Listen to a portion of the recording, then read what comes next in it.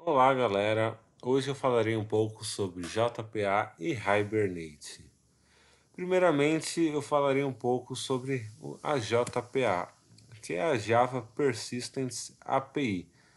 Bom, o JPA é um framework leve baseado em pods para persistir objetos Java. Ele foi feito para padronizar a persistência de dados armazenados em bancos de dados relacionais. Com esse framework, o Java passou a ter uma referência em termos de mapeamento objeto-relacional, passando a determinar como frameworks ORM, como por exemplo o Hibernate, deve prover suas funcionalidades para possibilitar o mapeamento entre as classes e as tabelas do banco, assim como realizar algumas operações como inserção, atualização, remoção e consulta de dados. Antes da criação do JPA, existiam diversos outros frameworks e bibliotecas que serviam para abstrair os desafios de uma persistência com ORM em Java. O grande problema é que cada um fazia isso de uma maneira diferente, o que tornava um grande desafio caso fosse necessário migrar para outra tecnologia, outro banco ou alterar alguma coisa do sistema. Atualmente, podemos contar que praticamente todas as aplicações de médio e grande porte utilizam a JPA para persistência de objetos Java. Agora falarei um pouco sobre Hibernate. O Hibernate é um framework para persistência de dados mais utilizados em projetos Java, sendo ele uma das primeiras opções a implementar o conceito de mapeamento objeto relacional, os famosos ORM. Em pouco tempo, ele se tornou uma referência entre os desenvolvedores, tendo influenciado, inclusive, no desenvolvimento da especificação JPA. O Hibernate inicialmente nasceu sem JPA, mas hoje em dia é muito comum a gente acessar o Hibernate utilizando a especificação JPA. O Hibernate funciona da seguinte forma: ele abstrai o seu código SQL, toda a camada JDBC e o SQL será gerado em tempo de execução. Mais que isso, ele ainda vai gerar o SQL que serve para um determinado banco de dados, já que cada banco fala um dialeto diferente da linguagem SQL. Assim, há também a possibilidade de troca de bancos de dados sem ter de alterar o código Java, já que isso fica como responsabilidade quase que exclusiva da ferramenta ORM.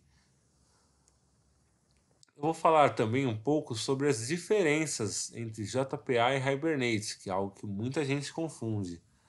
Muitos confundem JPA com Hibernate. O Hibernate é de fato o framework ORM, ou seja, ele é a implementação física do que você usará para persistir, remover, atualizar ou fazer a busca de dados no nosso sistema gerenciador de bancos de dados.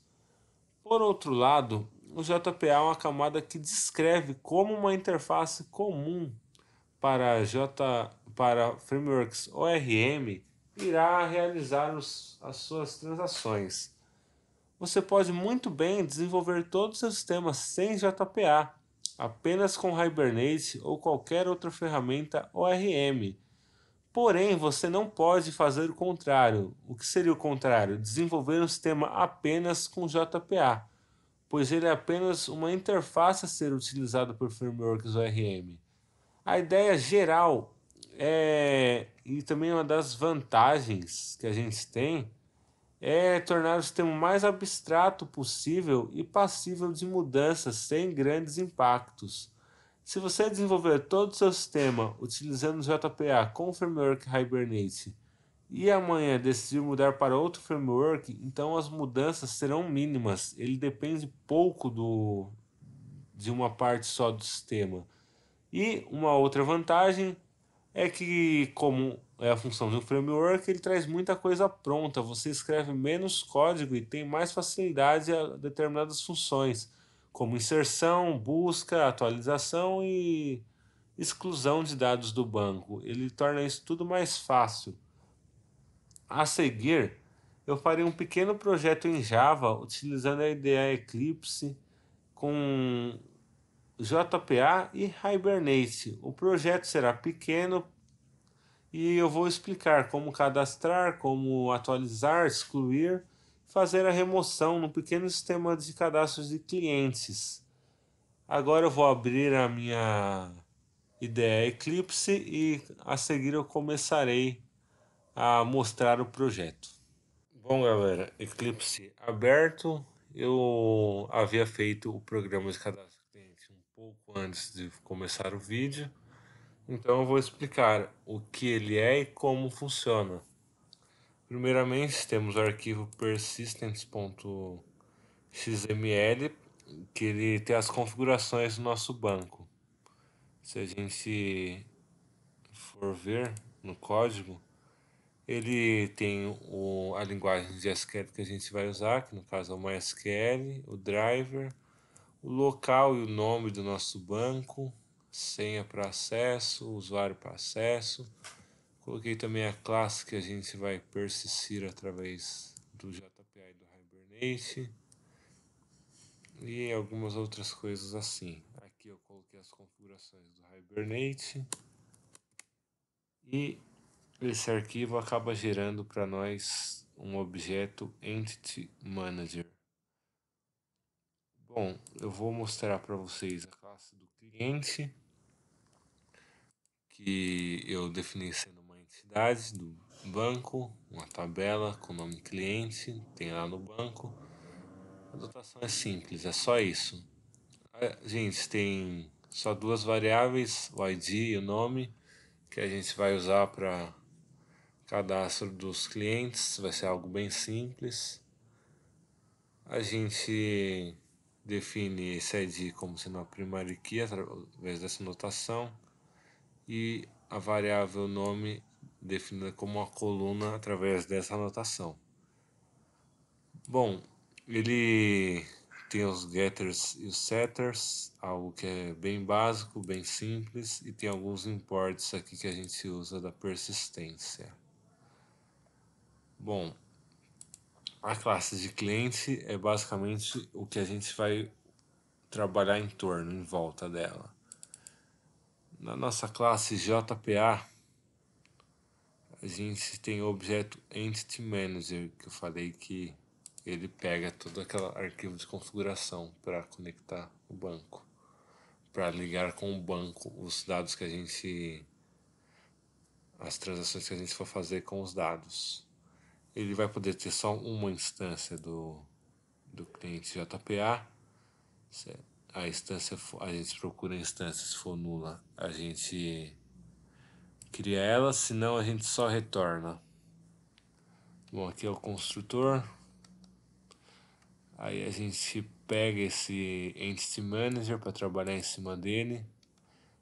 Aqui a gente pode ver como é algo muito simples, como o Hibernate facilita a vida do programador. Aquele cara que vai persistir os dados no banco. Aquele cara que vai trabalhar com as transações, com as diversas entidades. Bom, aqui em uma linha a gente já procura um cliente através do ID dele. Vejam como é fácil. A gente só pega a classe de cliente, passa como parâmetro para o nosso Entity Manager, para o método find do Entity Manager. A gente passa só a classe cliente e o ID, que ele já procura o ID que a gente passar dentro daquela classe. Aquela classe é ligada com aquela tabela. É muito simples. Aqui a gente pode utilizar para achar todos os clientes que a gente quiser, o Find All. É algo muito simples, a gente só cria uma query dentro do Create Query do Entity Manager, a gente passa só a classe e pega o resultado dela, ele já retorna isso, já retorna todos os resultados daquela tabela. O persist, que é para a gente adicionar, a gente só abre uma transação, passa um objeto do tipo cliente para o persist do Entity Manager ele já insere, a gente dá um commit. Eu coloco tudo isso dentro de um try-catch, porque obviamente eu não quero fazer uma transação pela metade ou uma transação errada. Então ele dá o commit. Se der qualquer erro, ele dá um rollback aqui para não correr risco de deixar os dados sem confiabilidade ou de não tratar nenhum erro, né? O merge, também chamado em alguns sistemas de upsert, ele faz o seguinte: ele só abre uma transação e aí ele faz um merge com o objeto do tipo cliente. Ele funciona da seguinte forma: se tiver o cliente que a gente passar tiver o ID cadastrado, ele atualiza esse cliente. Se não tiver o ID cadastrado, ele só pega e insere esse cliente, ou seja, ele sempre vai colocar esse cliente que a gente quer no banco. Eu não gosto muito de usar esse método particularmente para inserção. Eu uso mais para atualização mesmo. Aí a gente dá o commit e a mesma história do método de persist. Que a gente dá o commit, se der alguma coisa errada, a gente já dá um rollback para não danificar o banco, não danificar a confiabilidade do banco. A gente tem o remove, que a gente recebe uma entidade, um objeto do tipo cliente, abre a transação e o remove, ele remove através do ID do cliente. A gente passa um ID e passa um objeto do tipo da classe do cliente, porque ele que é a tabela, se a gente for ver, ó. Esse clientes.class, ele referencia sempre a tabela. Então a gente está falando para achar naquela tabela o cliente com esse ID. Aí ele vai e remove o cliente. Ele dá o commit e se não funcionar, ele dá o rollback. Temos o remove by ID, que ele recebe só o ID do cliente. Ele procura esse cliente pelo ID através do get by ID e ele chama o método remove, passando um cliente, obviamente, que é esse método aqui, remove. Aí as transações acontecem nesse método. Bom, eu criei um view também, que é bem simples. Esse view, ele só tem um pequeno menuzinho que eu fiz com System Out Print LN mesmo, System Out Print Line, só para testar um pouco. Ele tem as quatro opçõezinhas aqui, três opçõezinhas de cadastro, remoção e pesquisar. Para economizar, como o intuito era mostrar o Hibernate JPA, eu fiz direto aqui um ler para pegar o ID, o nome aqui, algo muito simples.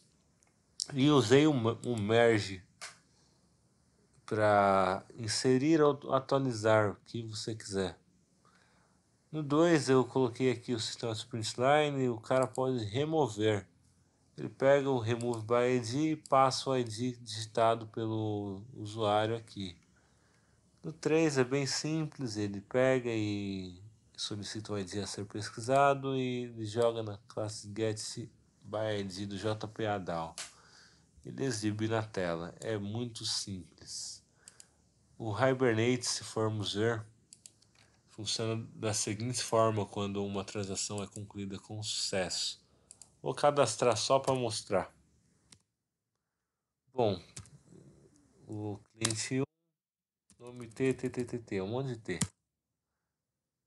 Ele conecta, ele mostra o que ele faz aqui e ele dá um update, no caso, porque o cliente com ID 1 já existia. Eu coloquei a mensagem aqui, salvo com sucesso, mas o Hibernate sempre mostra no console todo esse processo que ele faz. Bom, o vídeo é esse, galera. Agradeço pela atenção e obrigado.